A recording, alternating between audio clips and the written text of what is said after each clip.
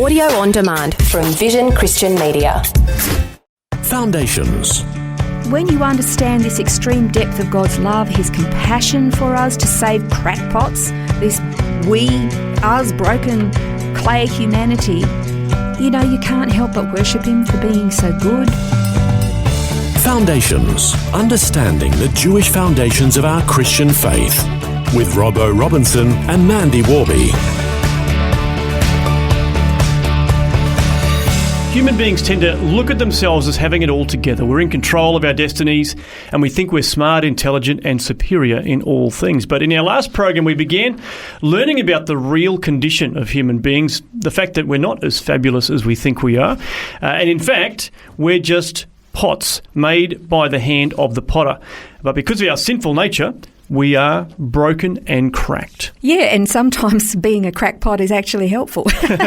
It almost helps you get away with something, so I can't help it, I'm cracked. Yeah. But it doesn't make an excuse before God. Okay, and we were talking in the previous program about how Adam is made from the ground. He is but dust, we are frail carbon, biological matter. But the difference between us and the rest of all of God's creation is the fact that God breathed into him and he became a living being, this living, breathing spirit that differentiates us from the rest of God's creation. But we were also talking in our previous program about how we've elevated self to foolish levels where we really think that we are so spectacular, and a quick look around the world reveals that we're not as spectacular as we think. Now, we're intelligent beings, we're creative, but then, of course we are. We're created in the image and likeness of God. Those gifts come from Him. But then we go and wreck it with our sin. Then we also, conversely, we then bring God down to our level to try to bridge this gap between us. And it's kind of like deifying man and humanizing God and trying to bridge this gap between the two. Well, of course, God tries to intervene into that process with verses like we find in Isaiah 55 where it says, "For my thoughts are not your thoughts, nor are my ways your ways. As the heavens are higher than the earth, so are my ways higher than your ways, and my thoughts than your thoughts." Yeah, so God is trying to emphasize there that the gap between Him and His human creation is beyond measure. We're trying to say, it's not such a stretch, really, but it's absolutely massive. We cannot attain to His level of perfection and purity and holiness. He's way, way above us. And for all the intelligence that we have that He's given us, it's still minuscule compared to Him. So in truth, the gap between God and His human creation, again, it's beyond measure. So we've got to try to figure out, how is it that we're supposed to relate to Him? Well, we don't actually have to figure out because He's already told us in His Word, because we're not as smart as we thought we were. Proverbs 15:33 says, "The fear of the Lord is the instruction for wisdom, and before honour comes humility." Okay, so really, rather than thinking of ourselves as so fabulous and being the centre of the universe, we actually need to develop a little bit of humility. Now, what is humility? Humility is not self-deprecating. Oh no, I'm not worthy. That's false humility. Yeah, that's right. Which is really pride, isn't it? Because then you're just waiting for everybody to say, "Oh yes, you are. You're positively fabulous." No, a true humility is about having a healthy reverential respect and awe and fear of God and understanding our brokenness, our sinful condition that says, "God, I am a wreck. Look what I have done. Look at the foolish things that I have said, done, behaved. I am a cracked, broken pot, and I need the potter to restore me." That's true humility. And then what's the result of that? From that comes honour. Proverbs 18:12 says, "Before destruction, the heart of man is haughty." Yes, we know that. But humility goes before honour. Yeah. So true humility, real, genuine, biblical humility leads to honour. That's right. So it's not the self-actualization and the self-esteem and the self-promotion that the world would want us to believe. It's actually the reverse of that. Absolutely. If you look at the New Age philosophical view and you look at humanism, The New Age says that the divine is within, and the answers to the world's problems comes from tapping into the divine within. Humanism takes out the spiritual element and just says, look, we have the capacity to make life utopia on earth. Yep. We have everything we need within us. The Bible says the heart of man is only deceitful and wicked continually. Who can know it? So we've got a conflict there straight away. Who are we going to believe? Ourselves, who have made a mess of the world, or God, who says, you need some help? Yeah. I'm the source of that help. Okay, so because humility for us has been broken, because we're really very prideful. I mean, what was the very first sin that was ever committed? Well, that was Lucifer. Yep. Pride was found Puffed within himself him. up. Yeah, and so all sin, I think, at its foundation has this pride. Did God really say? That was in Eden when the serpent deceived Eve. Did he really say that? Of course you can have that fruit.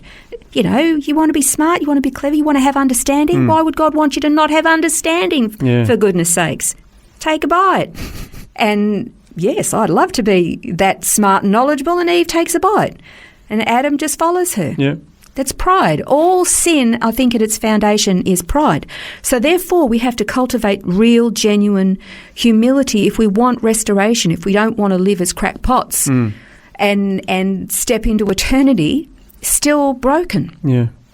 Okay, so there are understanding this great need for forgiveness and restoration, just like every other crackpot. Because, look, let's just face it, there are some people who are going through some really, really traumatic issues, and they're suffering things either because of decisions or choices they've made, sins that they've committed, or as a result of the sins that other people have committed against them.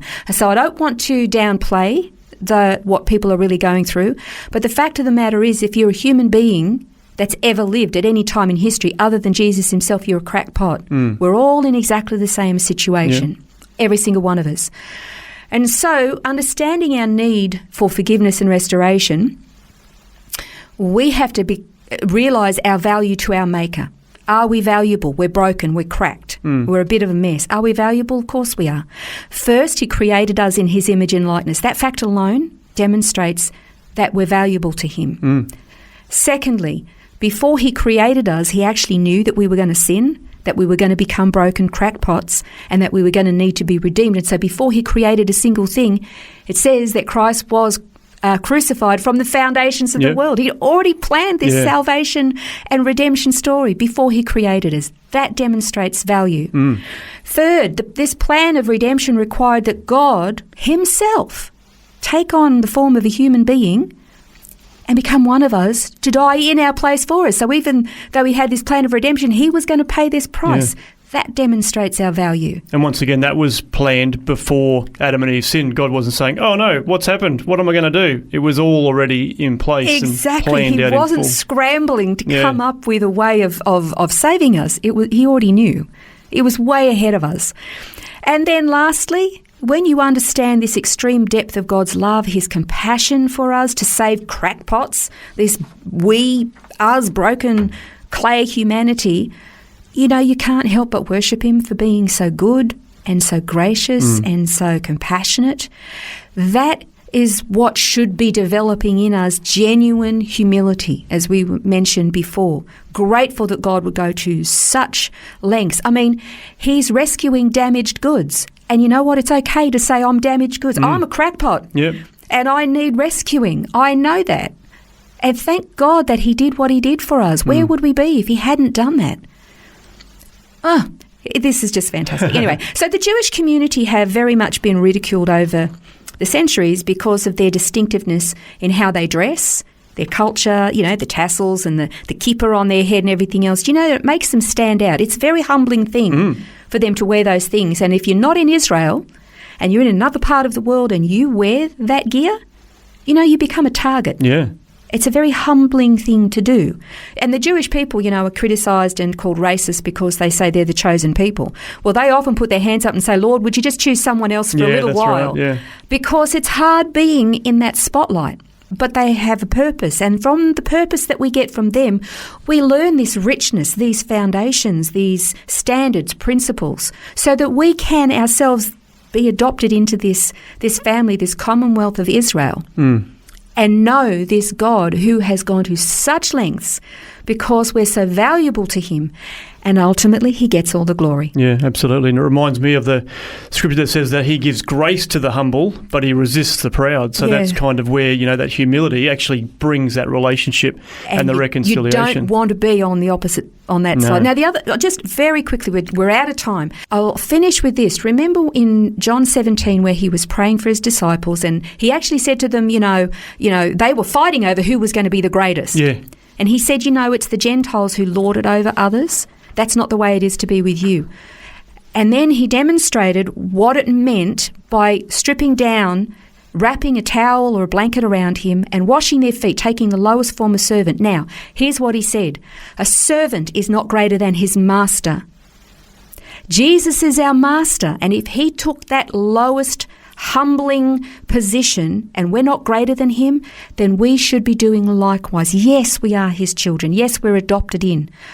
But we're not greater than our master, and we have to be humble before the Lord. And there's more in the notes about this. You can read it at vision.org.au/foundations. Well, in our next program, we're going to try and figure out how it's possible for God to forget our sins when he is all-knowing. This has been Foundations, a look at the Jewish foundations of our Christian faith. For study notes, resources and more, see vision.org.au/foundations.